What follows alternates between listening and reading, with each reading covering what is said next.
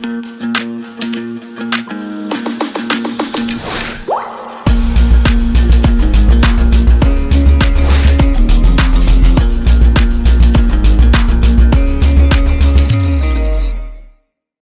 we're going to be talking about motor control, motion control.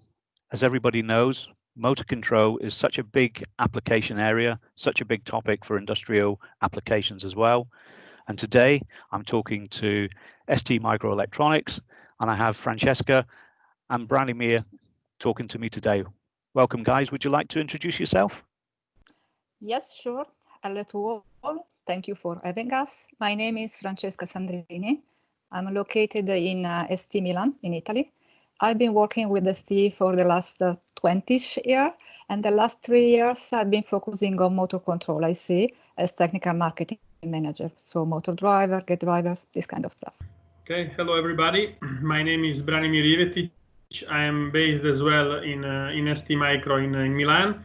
I've been with ST since 2003, spending initially 10 years in technology R&D, and now since 7 years I'm in marketing, working as a product marketing manager for motion control products, and let's say STSPIN product family is one of the most important of this activity. Great. So you mentioned STSPIN there. That's really what we're going to talk about today. So STSPIN is obviously the range of motor control products and applications and support areas for motor control. Just around kind of motor control, we find that the power consumption is a factor. So the reduction of power consumption, the reliability of systems, etc. We're finding a lot more kind of user demands on the elements of motor control. Where is it that actually ST's semiconductor ICs for motor control fit in? Okay, let's go traditional. Ladies first. I will take the first question. So, yes, you are right. Efficiency and reliability are, of the system are affected by motor control. Motor control is the biggest part. And for motor control, we can have the mechanical part, that is not our domain, and electronic. And for electronic ICs, active semiconductor are surely taking the big part of the game. And in the latest year, each and every motor control IC we have been released has been taking care of saving power, both in offline, that means mains power, and battery powered system. And this is not just for the sake of saving power, even if this is a good thing, and for application that are power from the main is also due by regulation, but because of an advantage it gives us. If we have more power budget, we can integrate more in the final system. For example, when we are with motor control, we can integrate more communication function or IoT control. That's a big thing. Just for the kind of like the motor control, motion control function, there's such a wide area if we look at where those are utilized. So where exactly would you expect to find STSPIN? The number of applications is very wide. And we can find STSPIN in many different applications. As on our side, we are focusing on the industrial market. For sure, STSPIN is one of the leading products in industrial automation, factory automation, in air conditioning systems. Either this is low voltage or high voltage motors used in air conditioning systems. And new emerging applications, battery-powered applications like electric power tools, let's say vacuum cleaners, or these kind of applications. Basically, whenever an electric motor is there, we expect and we like to think STSPIN is, let's say, spinning customers' motors and then improving users' experiences. If you look at the conventional way of controlling a motor where you have the driver, the MCU, and the MOSFET all separated, you guys have this integrated, so you are sort of like combining the brains with the drive, you're combining the muscle with the drive and the MOSFET. So what is it that customers will benefit from, or can you explain some of the benefits of using the non-conventional application type that you have with all of this combined against where you would have those as separate items? Okay, let me take it. Discrete approach is still, let's say, the best architecture when we are targeting flexibility, because it's very easy to replace one part or the other, do fine-tuning. And actually, also as ST, we have a full product offer for this kind of solution. So MCU, driver, MOSFET, IGBTs, we have them. The benefit of non-conventional integration, everybody thinks in the first place, is space reduction. That means better power density. And it is true, but actually there are other three, let's say, hidden advantages, we can call them like this, we prefer to focus rather than power density. The first advantage is that the fact that the application is smaller make it possible for motor control to have the electronic right into the motor housing. Usually it is sticked on the back of the motor, of the actual motor. And this is not only a nice solution, but it brings in the possibility to have a different partitioning of the final system, because in this way the actuator is really a subsystem that can be controlled by a central brain, CPU, MPU, via some digital communication. And you may think, as a practical example, the robotic arms. You see, in the robotic arms, you have all the junction have more motors. Yeah. And you can have the motor there and to have only a central brain that control everything. So you have less wiring, local control, faster reaction when you have some fault. So it brings in safety and a different partitioning. Then there is the advantage of having a faster design of the system function, because if you integrate more function into the same silicon, you are basically providing, or we are providing basically a subsystem that you can integrate into your system. And you have a subsystem that is already designed, the function are in, they are connected, they co-work together, it is tested and it's guaranteed. So this is a huge advantage. And the last one that usually is not so appreciated by the design community, but people working in manufacturing and logistics usually appreciate it, is that you reduce the number of components in the final application. Yeah. So you reduce the cost of ownership, basically, both during manufacturing and when you are in the maintenance phase. So I would say these are the big advantages. Then, as I was saying before, there is no one size fits all. It's really about the final application. So I hope not to make it too long, but I would like to show here maybe one slide. So this was the traditional portfolio we came from. So low voltage, low current, monolithic motor driver. And we have been expanding this kind of family. So still monolithic solution. And this is what you see on the bottom side of the slide.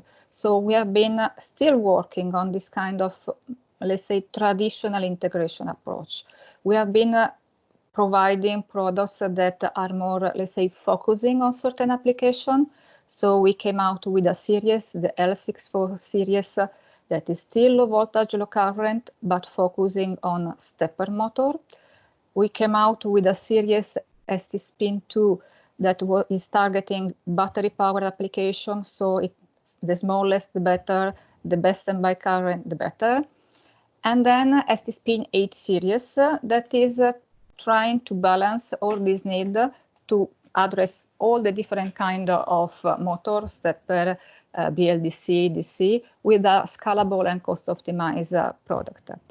And then on the top, the integration you were addressing in your question. So we have driver plus MOSFET, again for stepper, and then going up to 600 volt solution with PWD spin solution.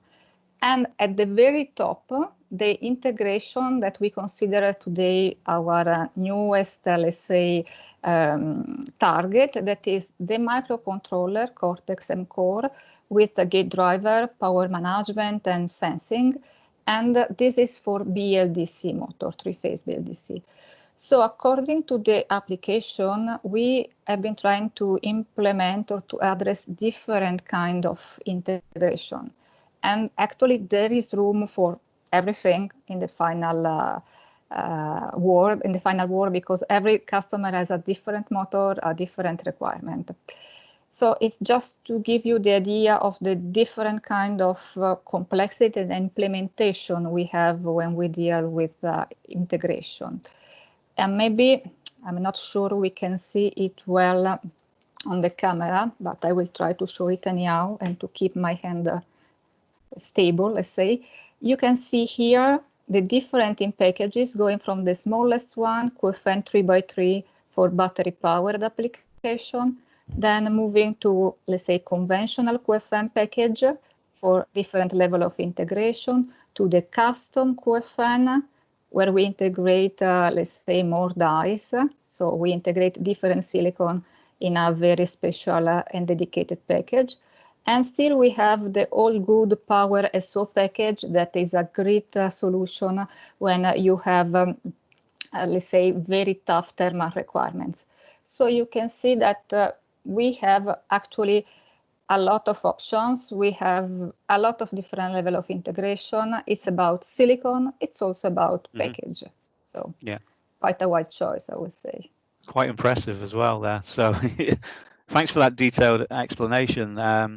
So when you're talking about integration, we're not just talking about the integration of the different elements of motor control. You're actually talking about integration with actually into the physical end product. For example, the example you gave with robotic arms, that makes perfect sense to me. So there's kind of two levels you want to consider about integration, really. Do you want to integrate into the application, and do you want to use an integrated controller?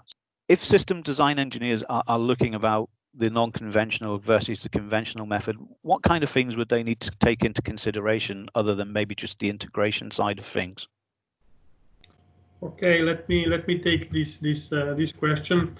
Okay, first of all, I would say that system designers' life today is difficult because they are required to keep innovating and add innovation in the systems and in the applications they are designing, while the development time is shrinking down. So they are somehow, let's say, trying to make and to find the trade-off between two opposite inputs. One is to innovate, to add new functions, to be appealing on the market in their systems. The other one is to do it fast because of competition, because of generally speaking, development time of the applications being shrink down. So we are observing some, let's say, industrial application or more traditional industrial applications being consumerized in terms of developments, passing from traditional 2 to 3 to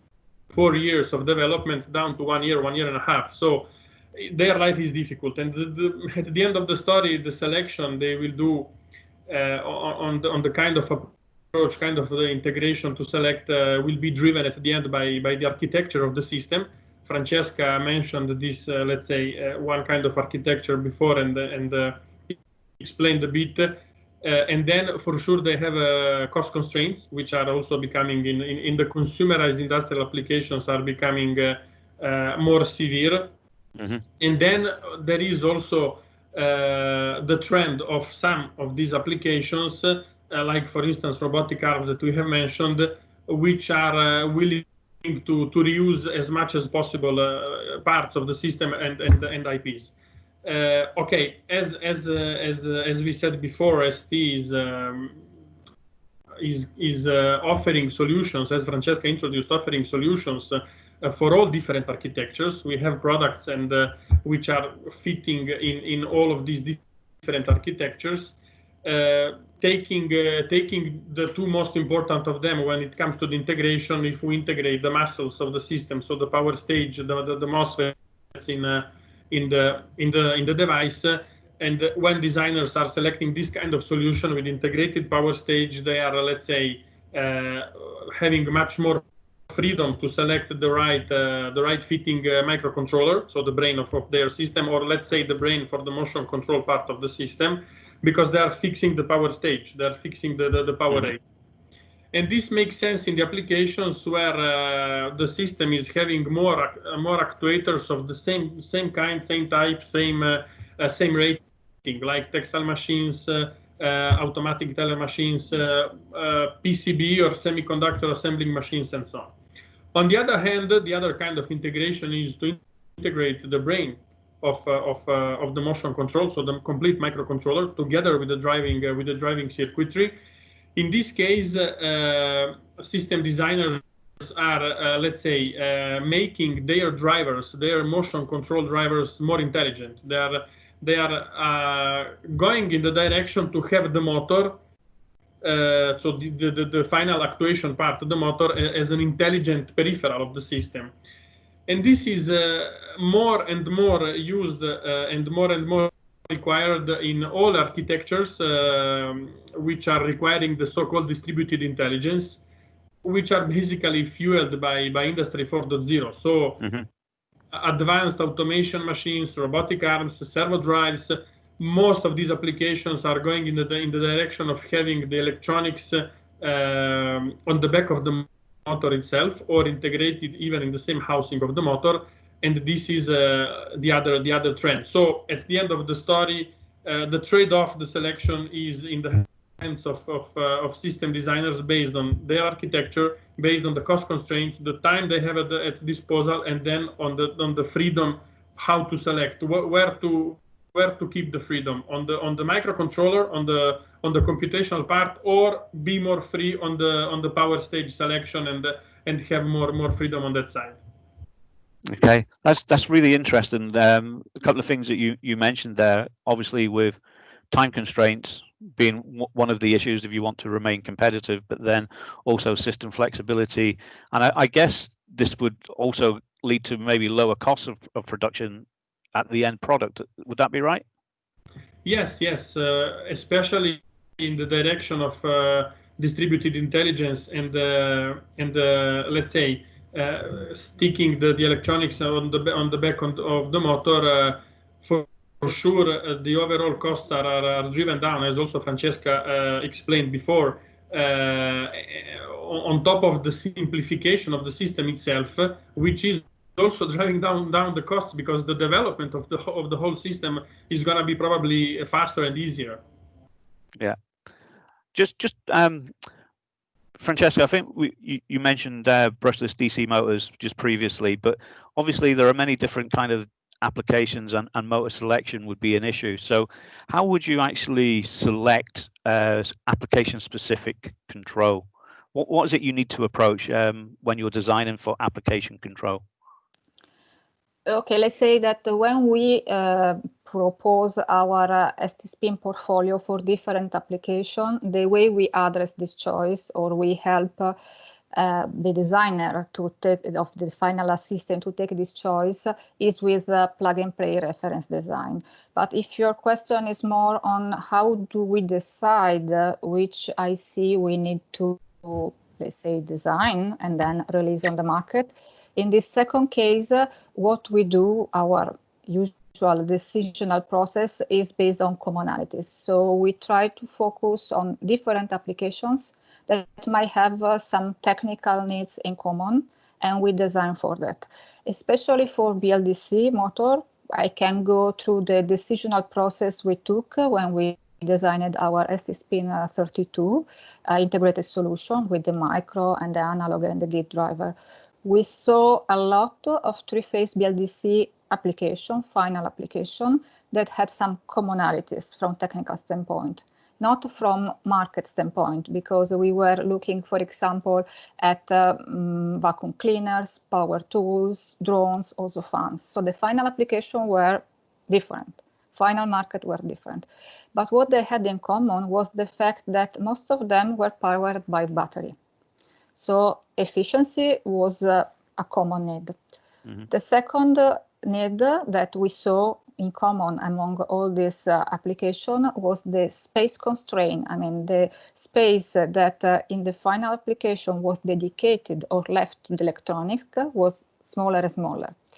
So these two commonalities were in. And then there was a big differentiation point.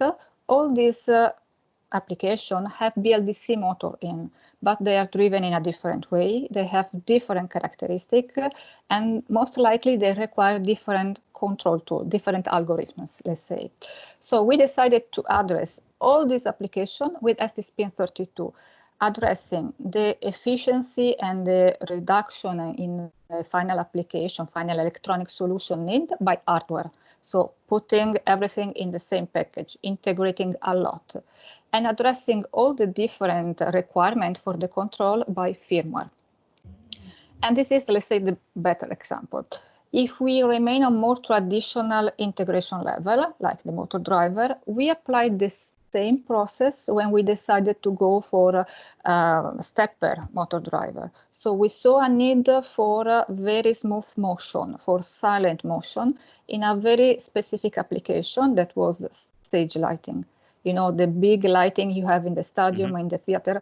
But of course, this is not an application we can pursue per se. I mean, not all of us have a stage lighting in the house. You know, the business case might not be the best one.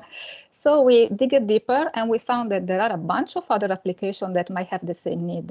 For example, the video surveillance system.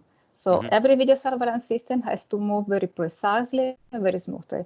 So we put together all those technical needs and we released the L64 family that is a motor driver, but with some special and patented algorithm control inside. It is the first time anyone released on the market actually a micro-stepping voltage mode control algorithm. So also in this case, the approach to look for commonalities in the technical need and in this way to approach different final application with the same IC solution was kind of successful. Okay.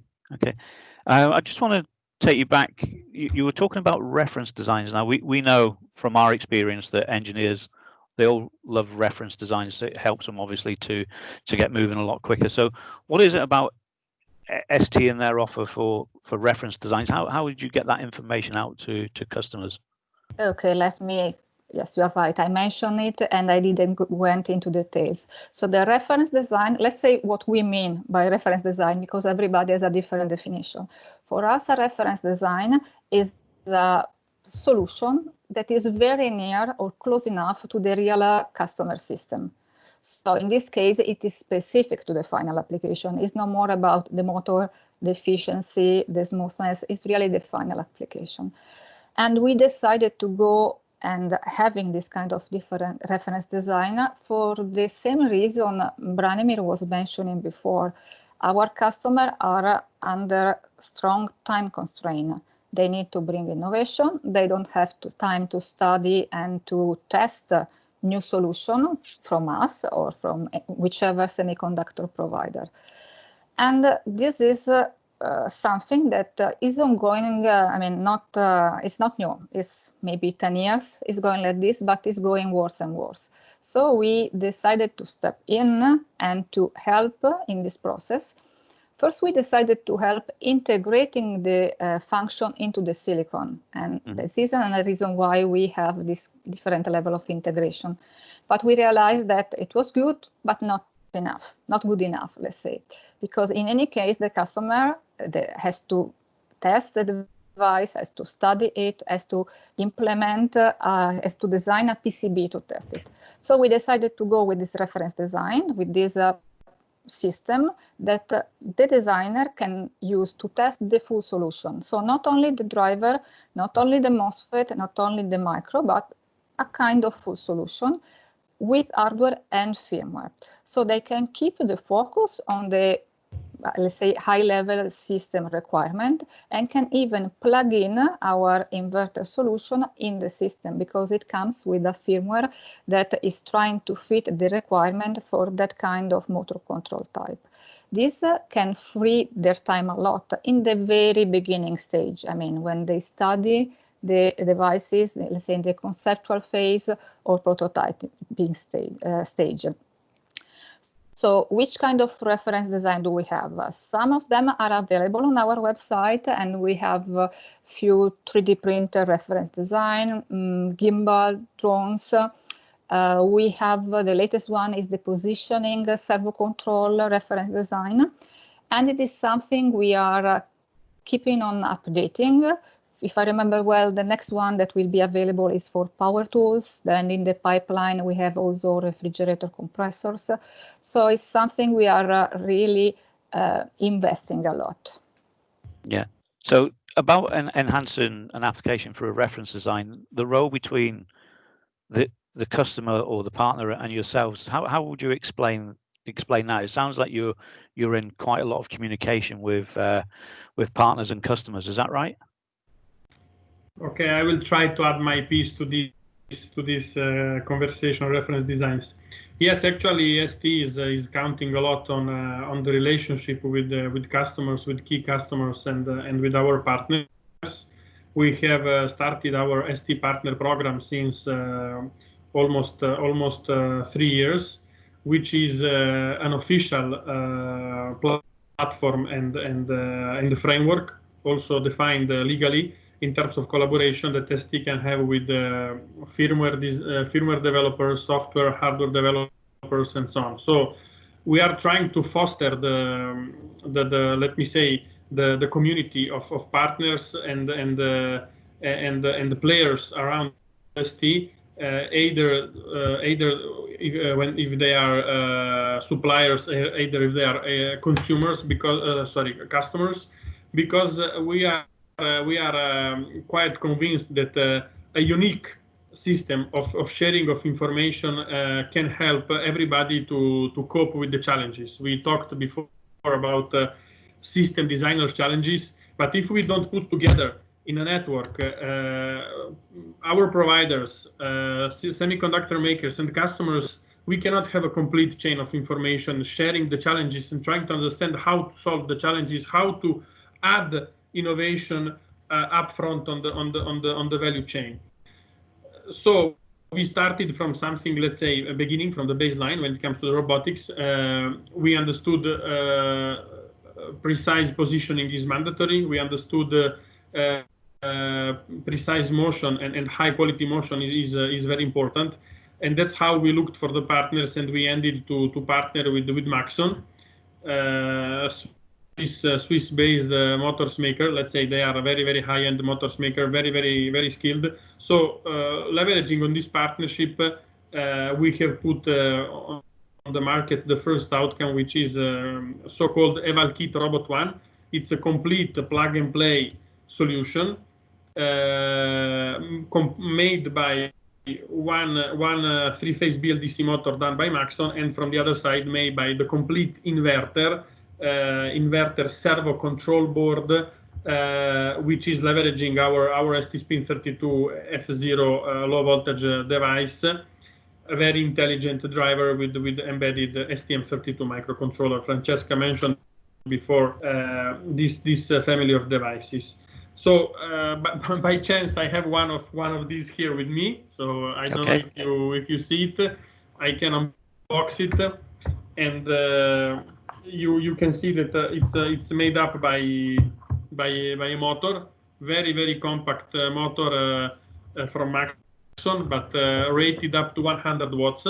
And then we have a very, very small and if you just lift it a little bit higher for us, that's great. Yeah, and very, very compact, let's say, inverter servo control board based on our STSPIN 32 F0 device, which is the biggest device here. On the back side, we have the MOSFETs, power MOSFETs. So it's a complete system, basically, which is helping robotic arms or servo drives customers in quickly letting the motor run, quickly evaluating our device, and quickly driving the real load. So basically, designing high-end motion controls which require accurate positioning capabilities is quite complex task, and demands advanced special skills. So working with Maxon, we have let's say we have managed to stick this in a box and in this kit. So